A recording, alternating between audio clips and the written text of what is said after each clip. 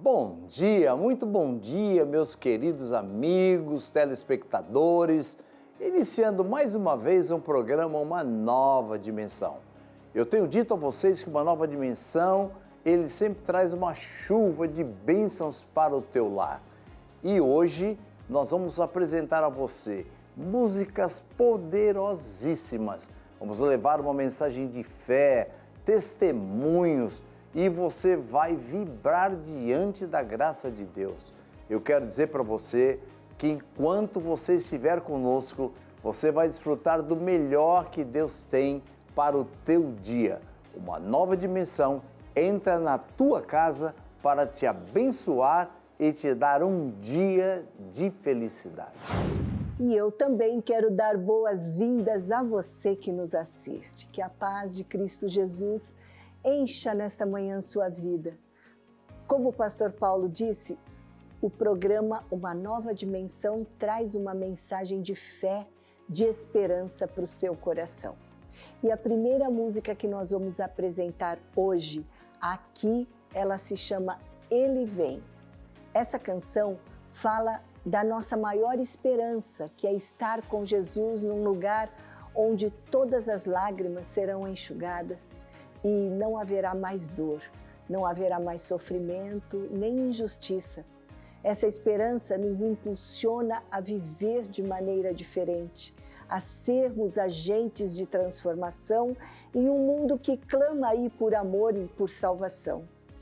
Cada gesto de bondade, cada palavra de encorajamento, cada ato de perdão reflete a luz que brilha em nossos corações, preparando o caminho para o retorno do nosso amado Jesus. Isto é o que prepara todo esse caminho que seguimos.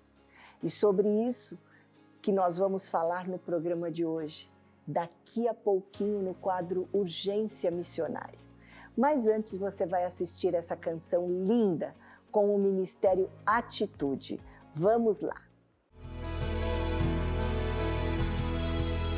Eu não vou me apegar com as coisas daqui, pois eu sei há um lugar que me espera. Estrangeiro eu sou, o meu lar é o céu, meu Jesus vem buscar a sua noiva.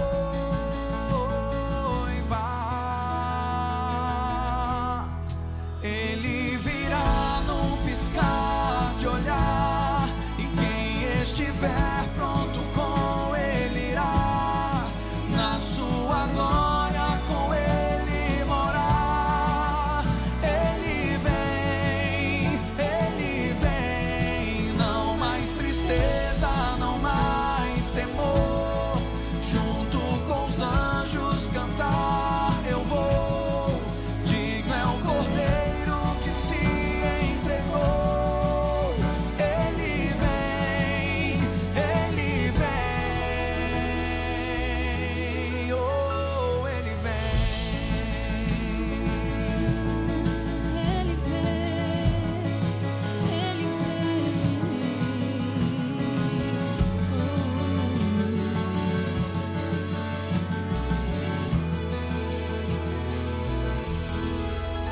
Eu não vou me apegar com as coisas daqui, pois eu sei há um lugar que me espera. Estrangeiro eu sou, o meu lar é o céu, meu Jesus vem buscar a sua noiva.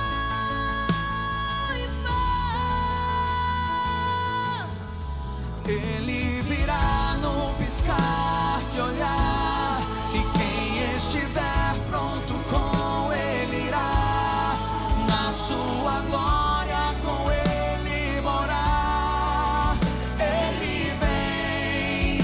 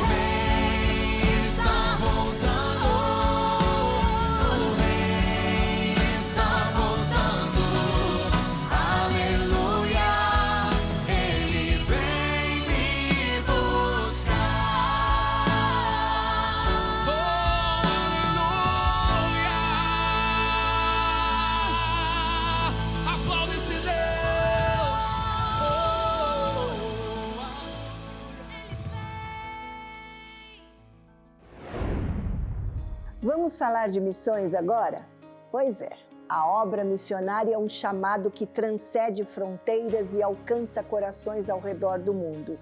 É um movimento impulsionário pelo amor de Deus e isso busca levar a mensagem transformadora do Evangelho a todas as nações. E sabe o que nos motiva nessa missão? É saber que cada vida tem um valor inestimável diante de Deus e que todos, sem exceção, têm o direito de conhecer a verdade libertadora encontrada em Jesus. Então, Urgência Missionária entra no ar agora.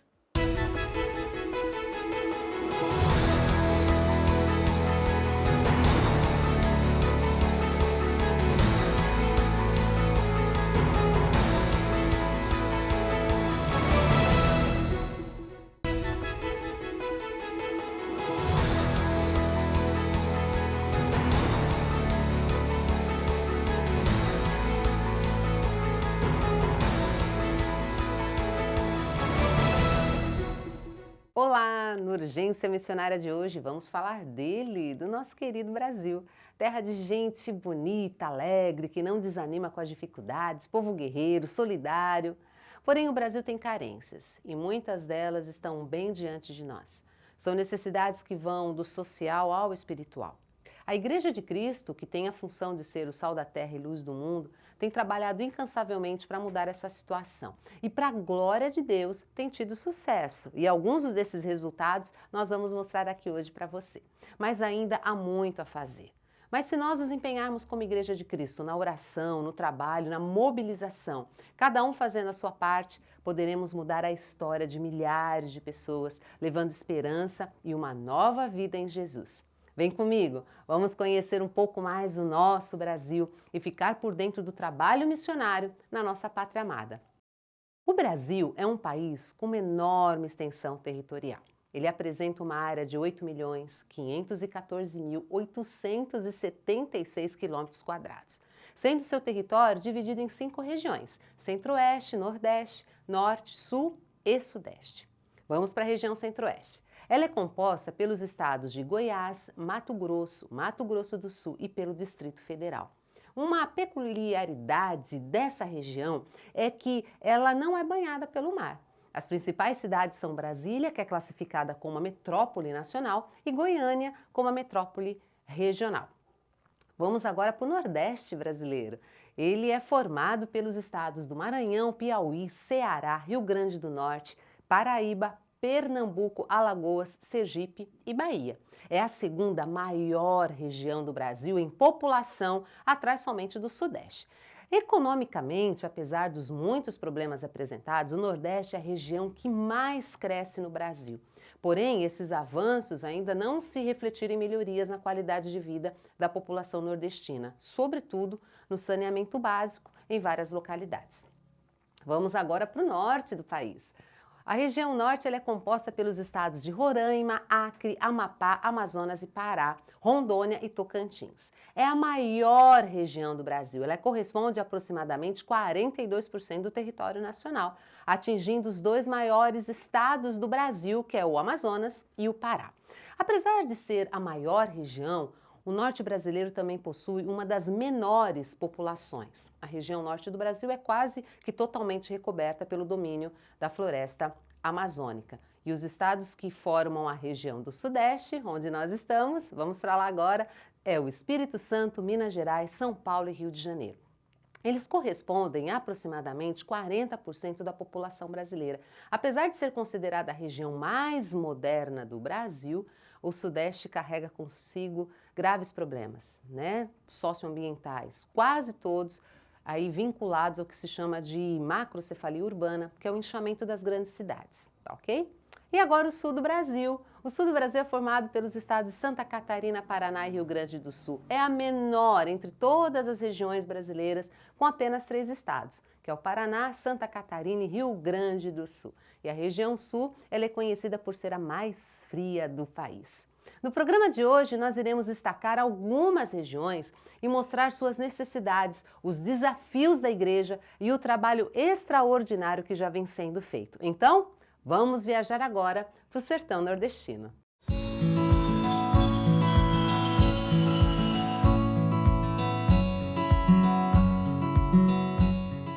O Nordeste é o maior desafio missionário da Igreja brasileira. Ao mesmo tempo, por causa da alegria, fibra e criatividade de sua gente, é o maior potencial ainda não mobilizado da própria Igreja para missões. O sertão nordestino é a mais próxima e negligenciada fronteira da Igreja brasileira. Conhecido como Campo Resistente, devido à idolatria que há ali, centenas de comunidades rurais onde vivem mais de 10 milhões de pessoas clamam, ano após ano, por uma oportunidade de ouvir o Evangelho. Há muito a ser feito e a Igreja de Cristo no Brasil não está com os braços cruzados, não. Com muita determinação, vontade e desejo de cumprir o ídolo de Jesus, ela tem mudado a vida de muitas pessoas no Nordeste brasileiro. Veja só.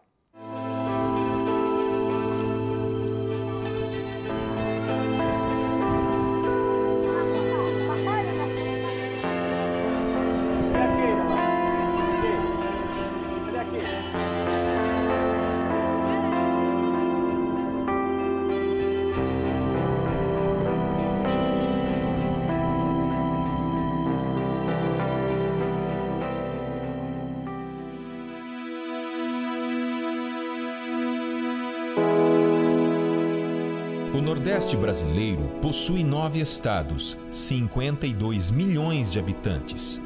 As áreas rurais do Nordeste concentram cerca de 14 milhões de habitantes, divididos em aproximadamente 10 mil povoados que vivem em situação de baixa renda, pouca escolaridade, sem saneamento básico e sem água potável de qualidade.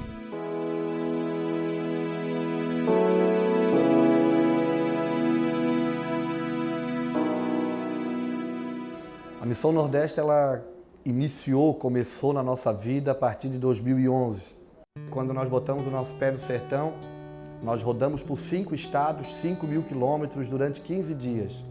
Tivemos em muitas regiões da Bahia, Pernambuco, Ceará, Paraíba e Rio Grande do Norte. E o nosso coração ele bateu mais forte por essa região do Brasil.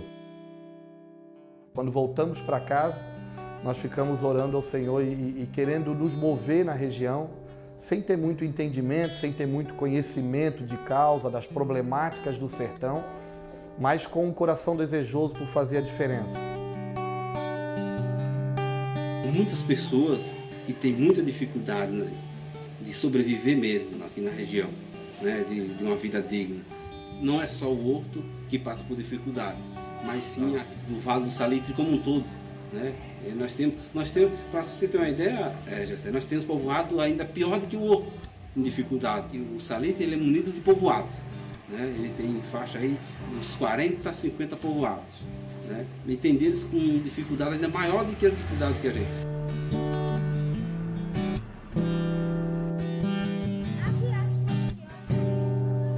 Há um legado no Nordeste também sobre abuso sexual. Há um legado também sobre desprezo, abandono. Há um legado no sertão também sobre as crianças. As crianças, elas nascem e crescem sem muita perspectiva. Muitas crianças ajudam seus pais, né? Trabalham na roça, né? Porque não se tem uma renda que possa garantir que possa ficar sem trabalhar. Né? Então, aí junta uma coisa com a outra, né?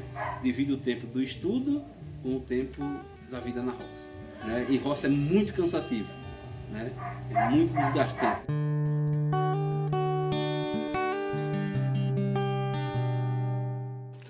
Você era uma das primeiras moradoras do Horto, então? Sou, pastor. Quando ela começou, faz muitos anos que mora aqui. Vai. E sofrendo. Até um dia que Jesus, eu me concentro muito em Jesus. E ele olha para mim com todo o pecado que eu tenho. Vamos lá. Eu nunca conheci a casa da senhora. Agora já tem um fogão, da outra vez que eu tinha não tinha fogão. Não tinha porque o esmola que eu recebo, pastor, Sim. é do meu cartãozinho de R$70. É o único caminho da vida para nós é do Senhor, né? É do Senhor. Não tem outro caminho, Senhor, né? Senhor, tem aquele Jesus, nós não somos ninguém. O Senhor é que nos ajuda nas nossas fraquezas, nas nossas necessidades, né? no dia a dia. Hoje mesmo, pastor, hoje aqui só tem água no pote. Tá? Porque meu menino trabalhou, mas não recebeu, o patrão viajou. Aí uma vez que nem eu, assim, fica meio difícil, né? Sim. Mas eu me concentro em Jesus, ele me dá minha coragem.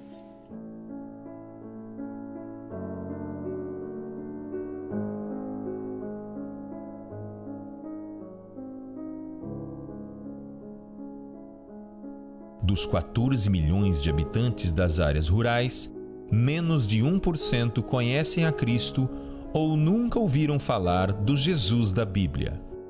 São cerca de 10 mil povoados sem igreja e que não possuem praticamente nenhum cristão. Dos 222 municípios brasileiros com menos de 1% de evangélicos, 138 estão no Nordeste.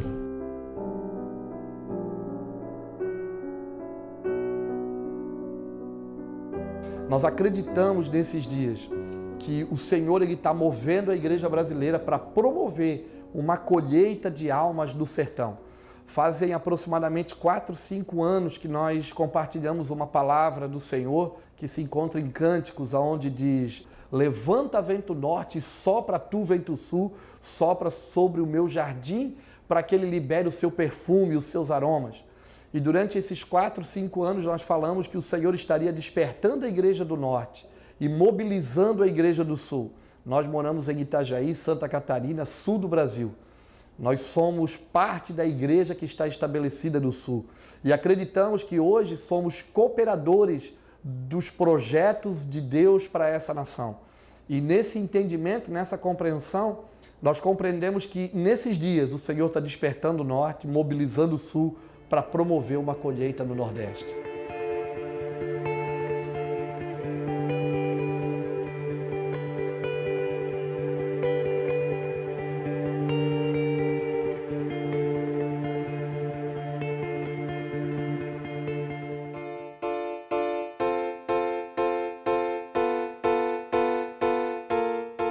O nosso trabalho hoje no Nordeste, ele partiu através dessa vida simples.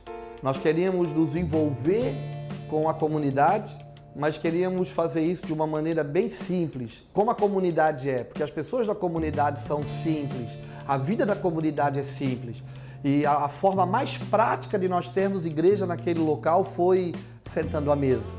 O Luiz fala isso, né? Pastor José Rodrigues fala isso, que nos últimos anos aquilo que nós chamamos de igreja, a nossa dita religião, ela trocou o púlpito pela mesa. E lá nós preservamos pela mesa, é no partir do pão, é na comunhão dos santos, é no dia a dia. Por isso nós fomos morar na comunidade.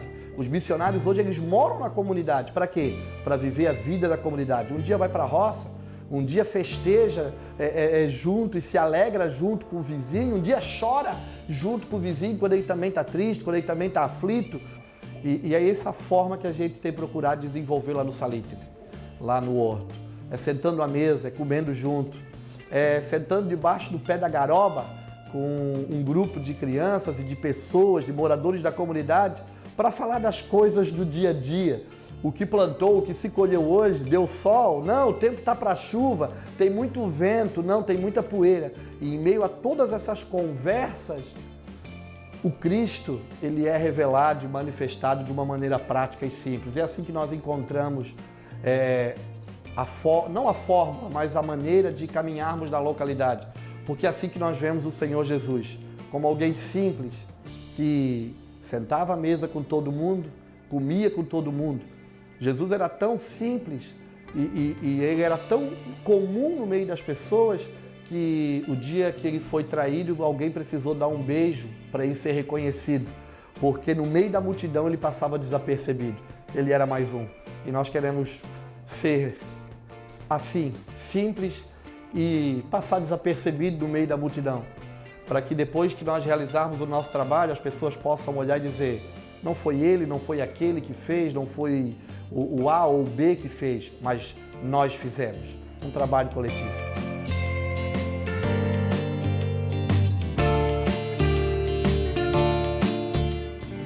Desde que nós chegamos lá no povoado, no Horto, a gente foi muito bem recebido e uma das pessoas que nos recebeu foi o seu Paulo.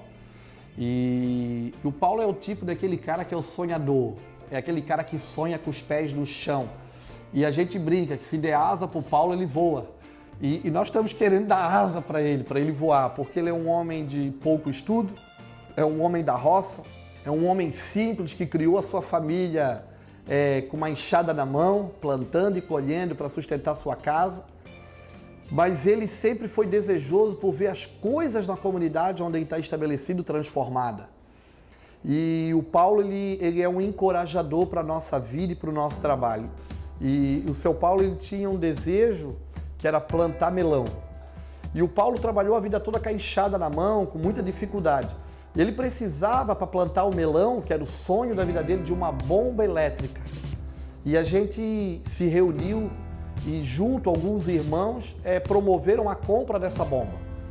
A gente se moveu, comprou a bomba e o Paulo juntou uns recursos que ele tinha e ele desenvolveu um projeto de irrigação por gotejamento e ele plantou, já está indo para a terceira plantio, para a terceira colheita.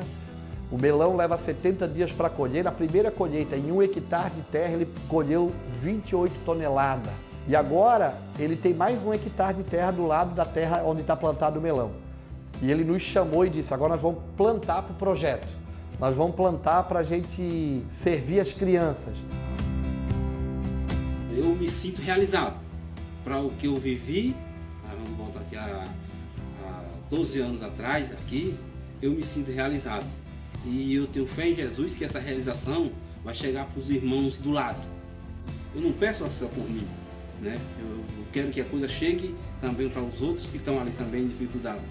E nós estamos com esse desafio também, trabalhando para que nos próximos meses nós vamos colher o fruto da terra. O deserto e a terra seca florescerá. Isaías 35 se cumprindo. E o ermo se alegrará. Nós estamos produzindo melão lá no sertão e vamos produzir para sustentar as missões que o Senhor tem confiado na mão da igreja nesse tempo.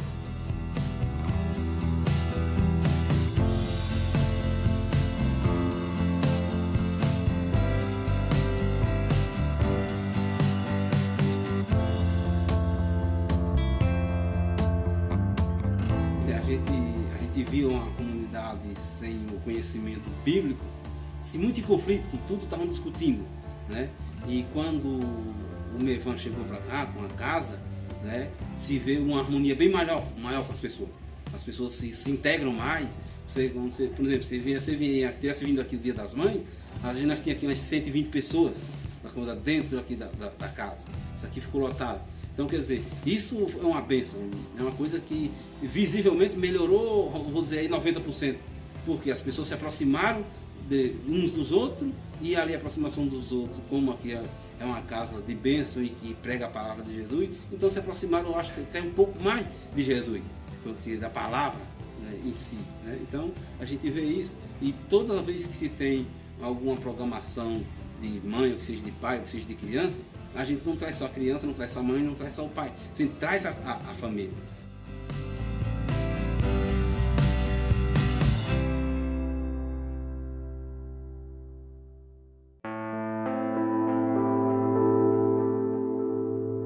Nós vivemos dentro de uma sociedade que hoje o que mais tem valor são coisas do que vidas. Nós deveríamos valorizar mais as vidas do que as coisas. E parece que a nossa religião, a nossa igreja, ela absorveu um pouco desse contexto. E hoje ela gasta a maior parte do seu tempo construindo coisas do que cuidando de pessoas. De pastores nós nos tornamos a construtores, pedreiros.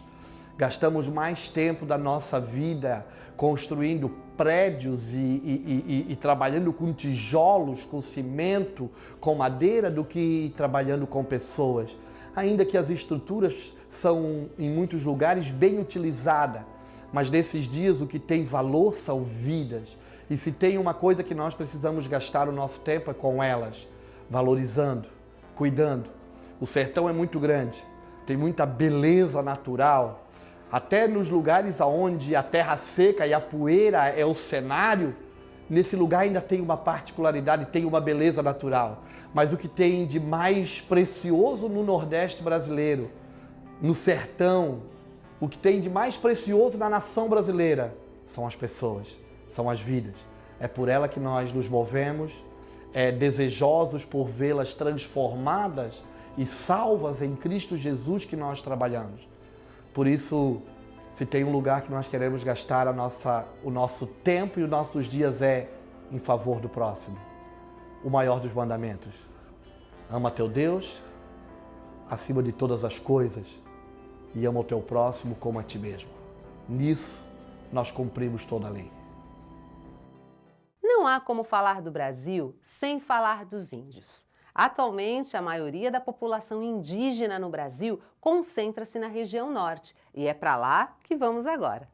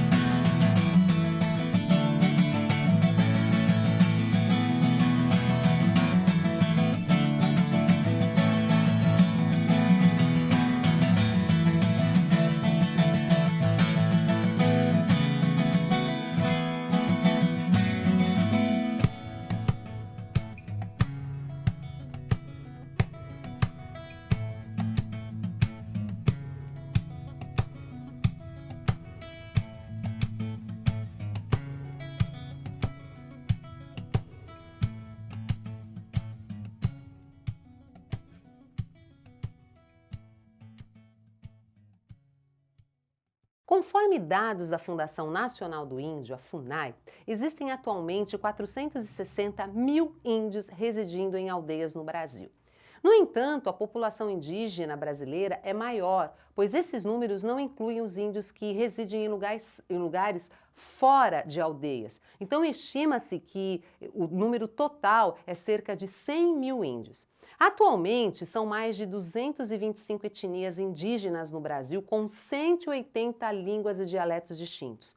Esses grupos estão espalhados em praticamente todo o território nacional, sendo a região norte a que possui o maior número de índios, em especial o estado do Amazonas, que tem 17% do total. Algumas tribos, que são aproximadamente 55, elas são completamente isoladas, não havendo muitas informações sobre elas. Agora, a boa notícia é que a Igreja Evangélica Indígena é a maior que se imaginava e continua crescendo, viu? Há, inclusive, 3 fortes movimentos indígenas, que é o Conselho Nacional de Pastores e Líderes Evangélicos Indígenas, que é o CONPLEI, a Associação de Mulheres Evangélicas Indígenas, a sigla AMEI, e a Associação Indígena de Tradutores Evangélicos. Contudo, gente, ainda há muito a fazer entre os índios, especialmente em missões indígenas. Afirmam que o Brasil precisa atualmente hoje de 500 novos missionários. Você vai conhecer agora a MEVA, que é a Missão Evangélica da Amazônia, que há mais de 50 anos tem desenvolvido um trabalho com os índios no norte do Brasil. Vamos conhecer um pouco dessa história.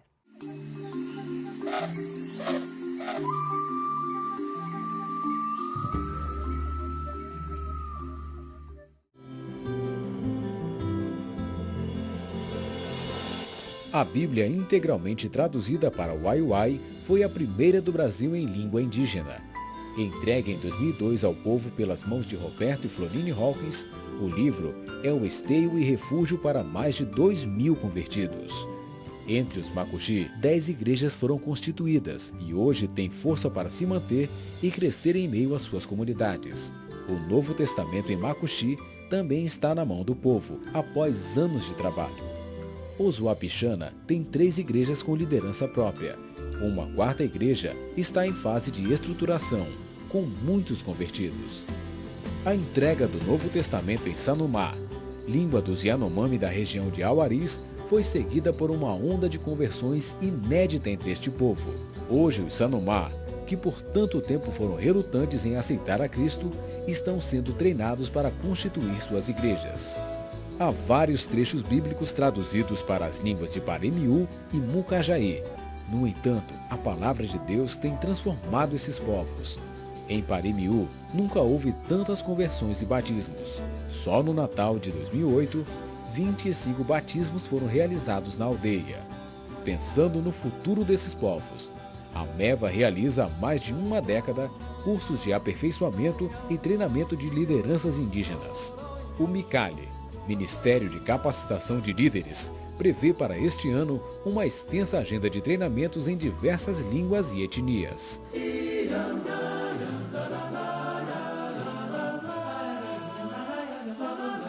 Quase 30 anos se passaram, desde que a MEVA consolidou-se como uma agência da Igreja Brasileira.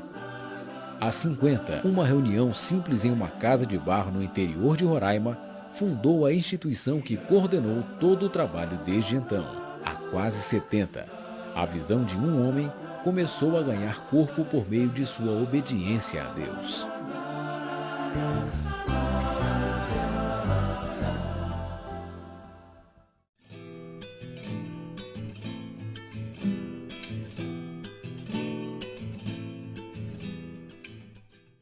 As populações ribeirinhas são povos que vivem nas beiras dos rios e geralmente são extremamente pobres e sofrem com as poluições dos rios, com esgoto, e com também o assoreamento e a erosão. A comunidade ribeirinha da Amazônia, eles vivem em casas de palafitas. As atividades que eles desempenham são artesanato e agricultura, sabendo que a maioria das culturas e criações de animais são complementares para a alimentação, como a caça, a pesca e algumas coisas a mais relacionadas aos vegetais. Para quem mora numa cidade grande, como por exemplo São Paulo, é um pouco difícil entender ou aceitar como vive a população ribeirinha. Entenda, durante 6 meses eles cultivam mandioca e até criam gado às margens dos rios. Mas eles passam toda a outra metade do ano, ou seja, os outros 6 meses, em suas casas de palafita ou no único meio de transporte local, que é um barco, sem realmente pisarem no chão. Seus poucos bois e vacas ficam vivendo em pequenos cercados suspensos. Veja só o trabalho que é feito entre eles.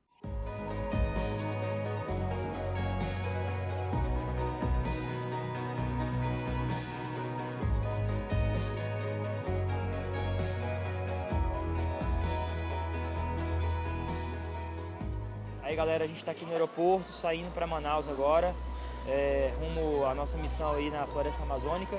Nós estamos com a equipe já de médico, enfermeiro, técnicos de enfermagem e o pessoal do FAM.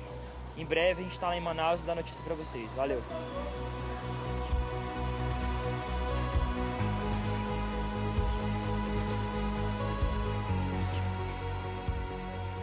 Chegamos aqui em Manaus, já encontramos os pastores, pastora Neide e pastor Davi, e agora estamos aqui separando os remédios, todas as doações que foram enviadas, para depois disso fazermos a travessia do Rio Solimões e levar esses remédios até as comunidades para os atendimentos médicos em Curarezinho e Pacatuba.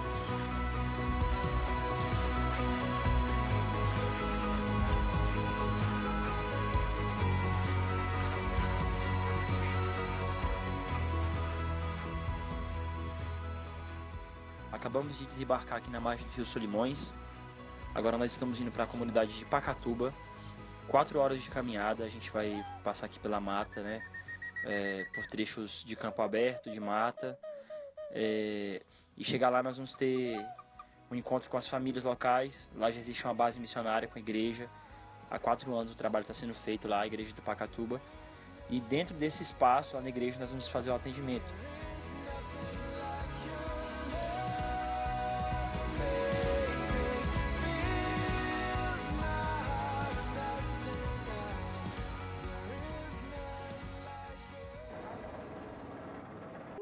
uma base de treinamento, porque aqui já funciona uma igreja, aqui já é uma igreja. Já tem um obreiro, já tem membros, pessoas batizadas, já tem pessoas que já casaram aqui, fizemos o primeiro casamento. E quando estiver pronto, para os obreiros, para os alunos ficarem aqui. Para daqui... Como centro prático, que a senhora falou. É, porque assim, ó, todo mundo que começa um trabalho, o que a gente tem que entender? Qual é o nosso foco? É fazer um trabalho para que não é ganhar vidas, é as vidas permanecerem. É motivar eles a plantar, é motivar eles a pescar, é motivar eles a ter dignidade. Esse é o papel da igreja.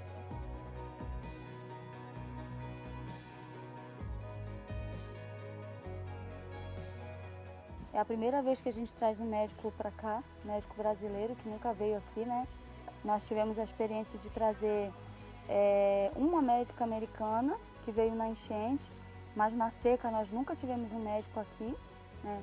Um médico que pudesse vir dar um suporte como ele está pretendendo dar para a gente. A gente sempre faz um atendimento com algum técnico de enfermagem, ou então a gente mesmo que lê a bula e faz.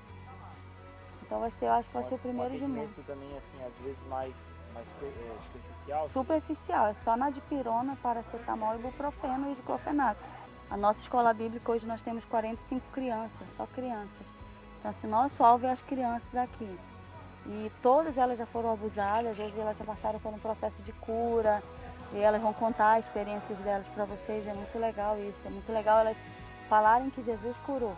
Elas sempre falam quando a gente... Tem um menino que quando a gente chegava aqui, ele falava, o amor chegou. Né? Entende que Deus é amor, não é a gente, é Deus. Fizemos os atendimentos aqui em Pacatuba, mais de 200 pessoas foram atendidas, né? Cerca de umas 20 famílias. E agora nós estamos indo para Curarizinho, outra comunidade ribeirinha, onde nós vamos dar prosseguimento no evangelismo e nos atendimentos médicos. Espero que Deus ele faça grandes coisas naquele lugar também.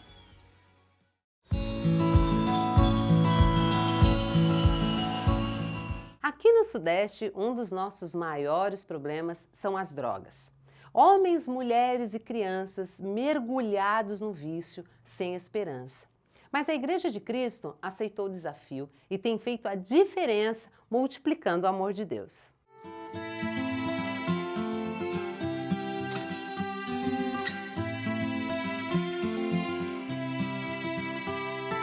Para alguns, a Cracolândia foi o fim. Mas para outros, foi o começo de uma nova história. Durante 14 anos, a minha vida estava presa nas drogas.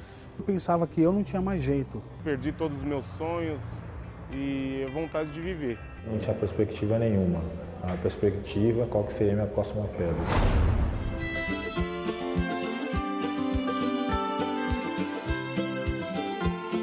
A Cracolândia para muitos é um lugar de perdição, destruição. Mas para mim foi o local onde eu encontrei a Cristolândia, foi o local onde eu encontrei Deus. Aquilo que estava adormecido dentro de mim, Deus fez despertar. Eu fiquei na Cristolândia 2 anos e 9 meses. Através de lá eu pude voltar aos estudos. Deus começou a mudar a história da minha vida. Hoje eu tenho sonhos, tenho objetivos.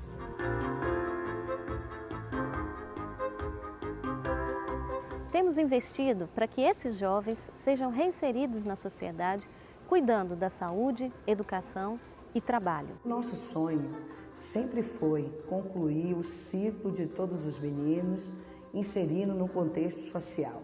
Concluir o ensino médio dentro do projeto Cristolândia e a mãe Soraya, uma grande incentivadora nossa, nos inscreveu no vestibular.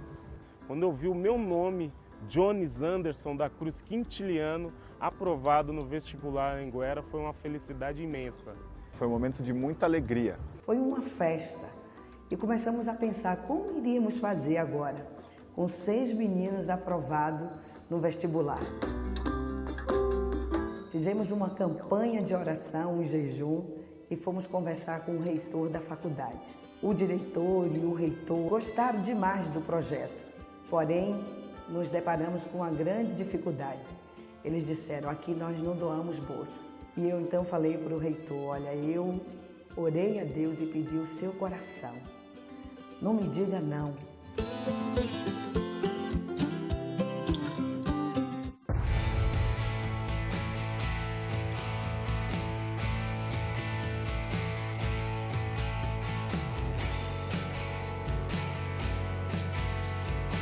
O primeiro dia que eu entrei na Anhanguera foi um momento fantástico para mim. Quando eu comecei a ver aquele novo horizonte. Um ambiente acadêmico, tudo diferente, tudo novo, muitas pessoas intelectuais e tal. O professor falando na matéria, eu não conseguia controlar a emoção de tanta alegria que eu estava.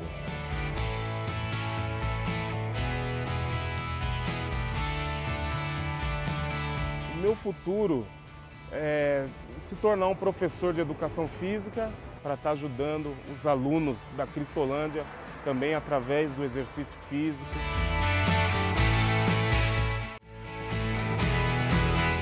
Meu querido irmão e irmã, nós precisamos avançar, multiplicando o amor de Deus.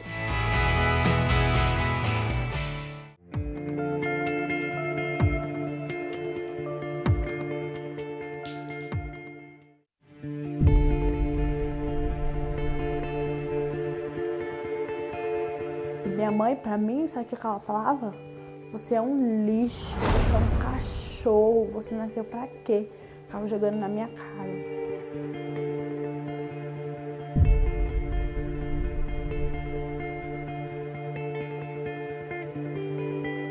De 2 a 3 anos, perdi minha mãe e eu vivia com meu pai num povoado pequeno, sem muitas condições, e meu pai bebia muito e meu irmão passávamos o maior tempo sozinhos, abandonados em casa. Eu tinha 11 anos quando eu comecei. Aí não conseguia mais largar a droga. Ficava todo dia usando droga, todo dia.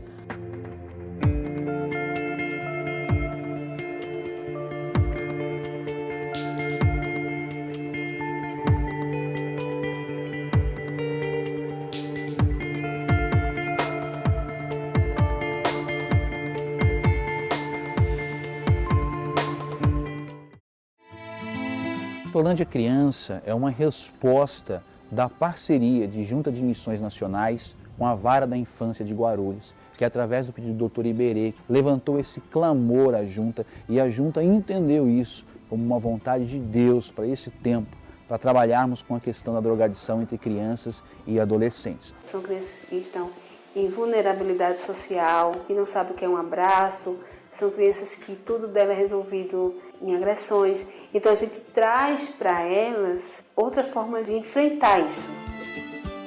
Hoje lá a gente tem as devocionais diárias, tem também os PGMs, que acontece toda semana, uma vez por semana. É o tempo todo, você tem que se preocupar com evangelizar a cada uma delas, mas também com a roupa, com o alimento, com a escola, com tudo, né? A gente exerce exatamente o papel de um pai e uma mãe.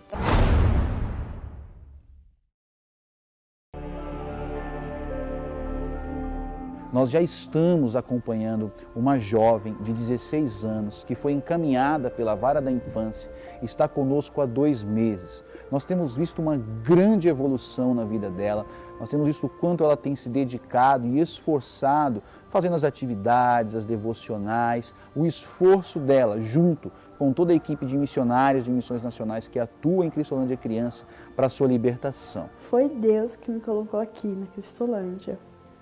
Porque como é que eu ia ficar? Eu estaria aí fora, me prostituindo mais ainda, usando droga mais ainda. Eles oram por mim, lê a devocional com todo carinho, com todo o amor, sabe? Eu falo, nossa, como é que a pessoa pode ser assim? Só Deus mesmo, né, para fazer a pessoa ficar assim, né? Ela vem para cá das 9 da manhã às 5 da tarde. Comigo ela tem um atendimento psicológico. A nossa batalha é porque ela só está conosco nesse período. Então tem um final de semana que ela não está conosco.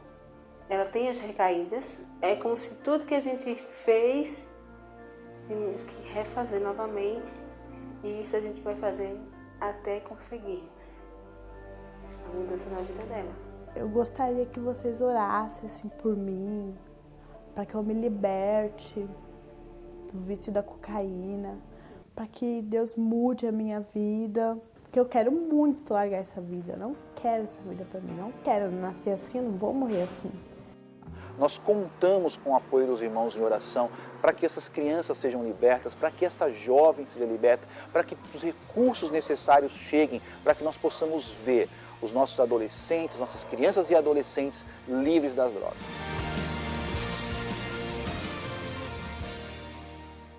você também pode fazer parte da história de transformação de muita gente com aquilo que você tem em mãos. Na igreja primitiva, os cristãos eles entendiam que tudo que eles tinham, inclusive as casas, era para serviço do Senhor. Os lares estavam sempre abertos para oração, comunhão e refeições. A sua casa pode ser um local de refúgio para os vizinhos angustiados e para aqueles que estão com os corações abatidos. Você pode abençoar a muitos com estudos bíblicos em pequenos grupos. Nós gastamos muito tempo cuidando de coisas, mas o Senhor nos chama para cuidar de pessoas. Por isso é preciso planejar, separar tempo, convidar pessoas, investir em relacionamentos. Não precisa ser nada muito elaborado, nem muito caro.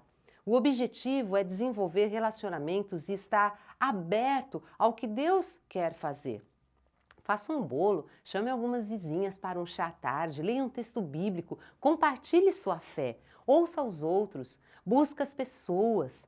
Quando a igreja primitiva tinha uma casa aberta, acrescentava-lhes o Senhor dia a dia os que iam sendo salvos. E não deixe de orar por missões, não deixe de orar pelo Brasil. A nossa maior arma é a intercessão. Portas se abrem, pessoas são libertas, milagres acontecem, vidas são fortalecidas através da oração. Isso eu tenho certeza que você pode fazer. Deus procura corações obedientes e dispostos a ficar em suas mãos. Mantenha o coração disponível ao Senhor. Dê passos, busque envolver-se. Você verá as maravilhas do Senhor. Não há privilégio maior. Deus te abençoe e até a próxima. Tchau. Por uma oração, o povo experimentou a grande bênção que estava por vir. A nossa luta não é contra carne ou sangue, mas sim contra principados, contra as potestades, contra os príncipes das trevas desse século, contra as hostes espirituais da maldade nos lugares celestiais. A oração de um justo é poderosa e eficaz, e ela é uma das principais armas de todo aquele que crê. Quando agimos, colhemos frutos do nosso trabalho, mas quando oramos, colhemos os frutos do trabalho de Deus. Este é um clamor pelo Brasil. Eu oro porque acredito que Deus pode mudar a realidade espiritual do nosso país. Eu oro para que o Evangelho alcance e transforme a minha nação. Tudo começa pela oração. Portas se abrem, correntes caem por uma oração. Portas se abrem, correntes caem por uma oração.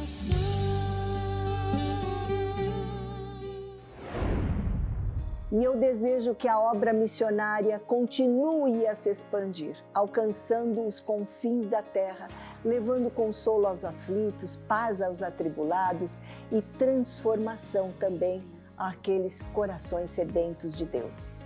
Esse é o sentimento que nos move. E agora você assiste a última música de hoje e em seguida o pastor Paulo volta para orar e encerrar o programa desse dia. E eu volto amanhã e espero por você aqui neste mesmo horário e emissora. Que Deus abençoe você e até lá.